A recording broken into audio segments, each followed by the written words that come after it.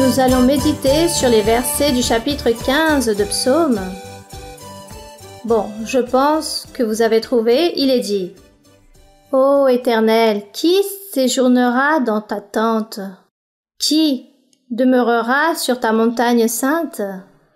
Nous savons que le tabernacle du Seigneur, anciennement, c'était une tente physique. C'était le temple que Salomon avait bâti. Et la montagne sainte, c'était un lieu où le roi David avait bâti physiquement une ville qu'il nomma la ville de David, là-bas même à Jérusalem. Il a édifié un petit village et là-bas se trouvait le temple de Salomon. Il s'agissait de la montagne sainte, car dans le temple de Salomon, que Dieu avait donné l'ordre de bâtir, il a promis, Dieu, qu'il allait habiter dans ce tabernacle. Et c'est ainsi, dans l'Ancien Testament, la Bible nous enseigne que le souverain sacrificateur, une fois par an, il entrait dans le lieu très saint de cette tente, de ce temple physique. Il y entrait et parlait avec Dieu. Si le sacrificateur vivait dans le péché et qu'il entrait, il mourait sur le coup. Cependant, s'il marchait correctement, il y entrait, parlait avec Dieu et ensuite ressortait pour sanctifier le peuple. De ce fait, ce tabernacle, cette tente, on l'appelait le tabernacle du Seigneur ou la montagne sainte qui était là bâtie dans cette ville que David avait édifiée. Bien, ce tabernacle et cette montagne sainte avaient un significatif ou un symbolisme pour les jours suivants. Et dans le futur, il représentait l'Église du Seigneur Jésus-Christ. Ce tabernacle, c'est l'Église de Christ. Donc le tabernacle, le cœur d'un homme ou d'une femme qui cherche Dieu, et Dieu leur donne ce titre de fils de Dieu. Les enfants de Dieu, hommes et femmes, leur cœur, c'est le tabernacle du Seigneur. Et la montagne sainte. La montagne sainte, nous disons aussi l'Église. Ce lieu où Dieu est, où Dieu se manifeste. Donc on dit que Dieu habitera, séjournera dans cette tente ou dans cette montagne sainte, dans ces fils de Dieu que Dieu même se charge de perfectionner, de sanctifier. Il permet que Dieu habite dans leur cœur, Dieu même sanctifie la personne. Ça, c'est l'œuvre que le Saint-Esprit réalise. Le Saint-Esprit, après la mort et la résurrection du Seigneur Jésus-Christ, le Seigneur dit qu'il envoyait le Saint-Esprit pour qu'il puisse demeurer avec les croyants, tout d'abord avec les apôtres, et ensuite, lorsqu'ils ont commencé à évangéliser, il y a eu beaucoup de personnes qui se sont converties à ce véritable évangile. Beaucoup d'hommes et de femmes ont reçu le Saint-Esprit, les dons spirituels et ainsi de suite. Et de cette façon commence l'Église du Seigneur, la tente du Seigneur, le tabernacle du Seigneur ou la montagne sainte ou l'Église. Tout cela porte tous ces noms. Et on dit que Dieu commençait à séjourner dans cette tente, dans ce cœur, dans ce temple. L'apôtre Paul enseignait que le temple ne serait plus physique, il n'était plus physique comme anciennement qu'il avait été bâti par Salomon, mais qu'ensuite il s'agirait du cœur de l'être, la personne, l'homme ou la femme qui se convertit à Dieu réellement devient un fils de Dieu et en même temps en ce tabernacle du Seigneur. Imaginez-vous cela. C'est vraiment quelque chose que Dieu a permis et nous disons que cela est impossible. Mais Dieu peut absolument tout faire. Il peut nous perfectionner, il peut nous sanctifier et faire de nous ce tabernacle. Donc, la question de l'auteur de Psaume ici, il posait cette question au Seigneur. Qui séjournera dans la tente? Qui demeurera sur ta montagne sainte? Et lui-même donnait la réponse. Donc le Seigneur donne la réponse et lui dit, celui qui marche dans l'intégrité, qui pratique la justice et qui dit quoi?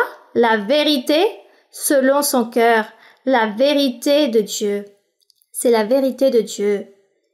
Il ne dit pas ici, ne parle pas de fausses doctrines, mais en parlant de la vérité, du véritable chemin enseignant aux personnes le vrai chemin par lequel les personnes doivent suivre et prendre.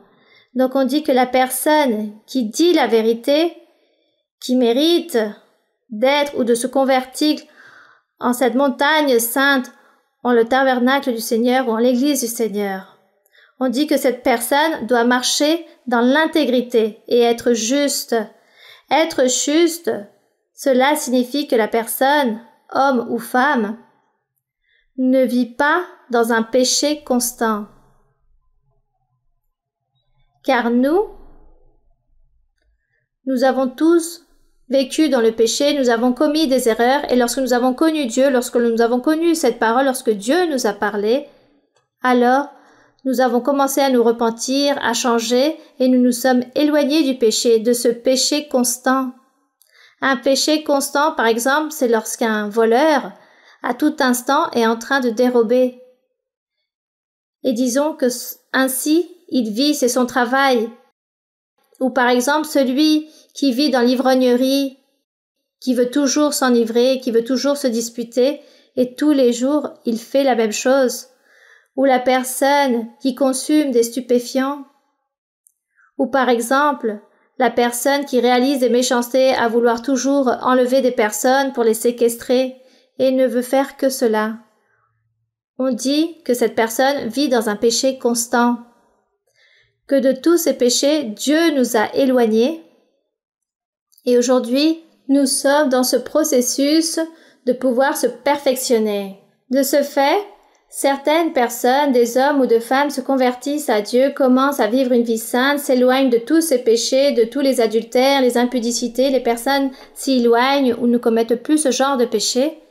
Mais un jour, après de vivre cette vie sainte et droite devant Dieu, car on appelle cela pratiquer la justice, être un homme juste, une femme juste, éloigné du péché, alors peut-être un jour le diable vient, tend un piège à cette personne et dit « Je vais faire trébucher cette personne » ou « Je vais faire que cette personne commette un péché, une faute » et sûrement le diable fait cela et piège les personnes.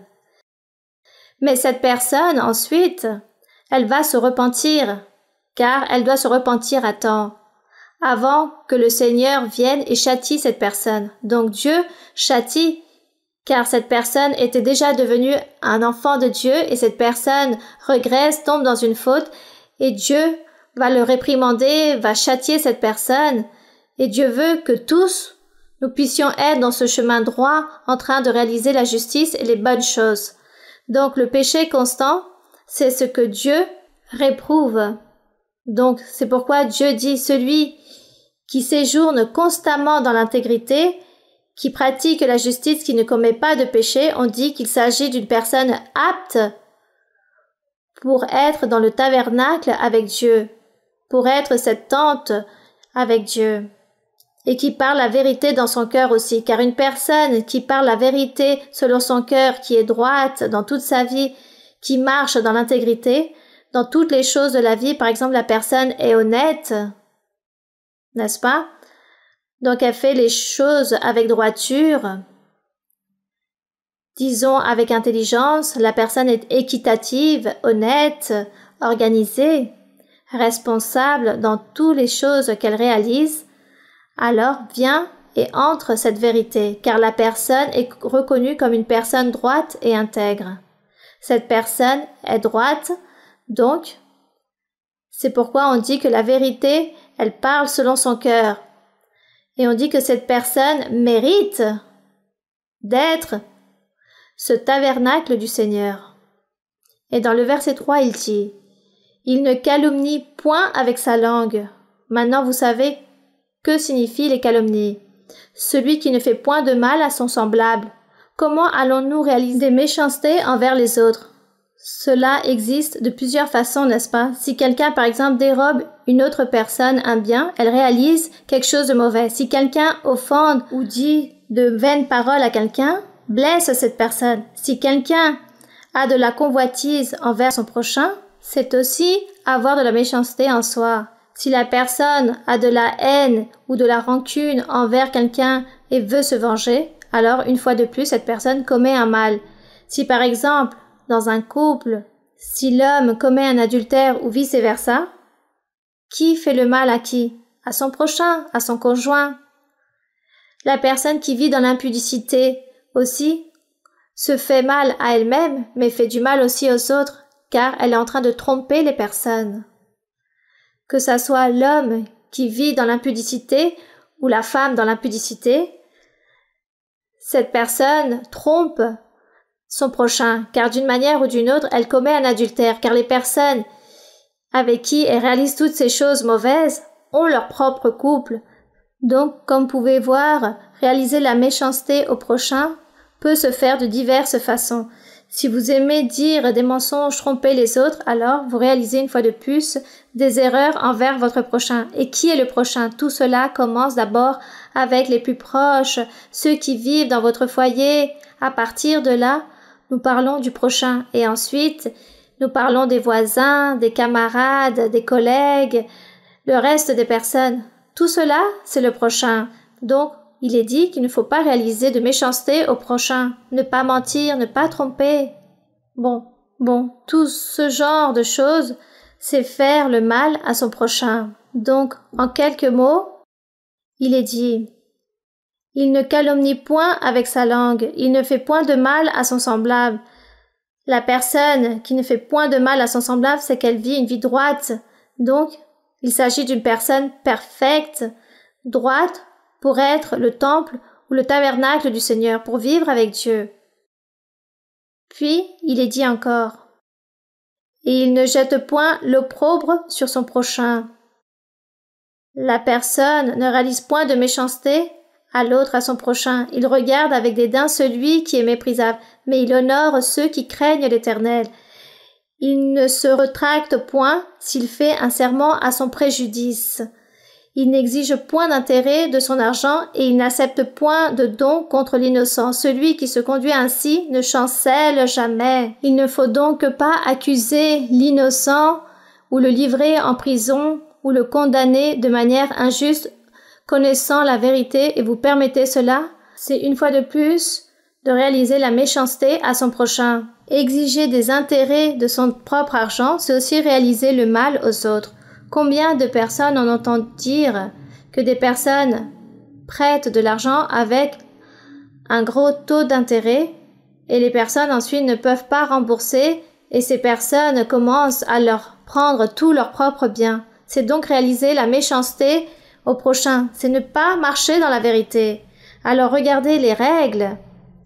Puis il est écrit dans la dernière phrase: celui qui fait toutes ces choses bonnes ne va jamais chanceler.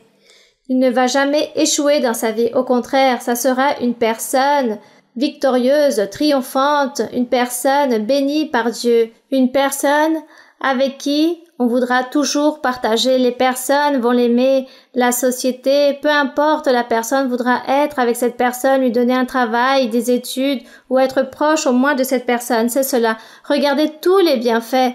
Mais nous, tout cela, nous pouvons l'obtenir avec l'aide de notre Dieu. Bien sûr, si notre Dieu ne nous aide pas, alors nous n'allons pas pouvoir réaliser cela. Mais lui, il nous aide. Mais pour que Dieu nous aide, il faut qu'il voit en nous cette attention, ce souhait, ce vouloir de changer, ce vouloir de réaliser les bonnes choses, d'être juste, cette envie de vouloir faire ces choses. Et Dieu voit cela en nous, notre humilité, et il nous aidera à changer. Il va faire que nous puissions être son temple. C'est merveilleux de pouvoir être le temple du Seigneur, être la maison de Dieu, notre cœur, être nous-mêmes, être cette montagne sainte que Dieu, une fois, a eue physiquement dans l'ancien temps. Bien.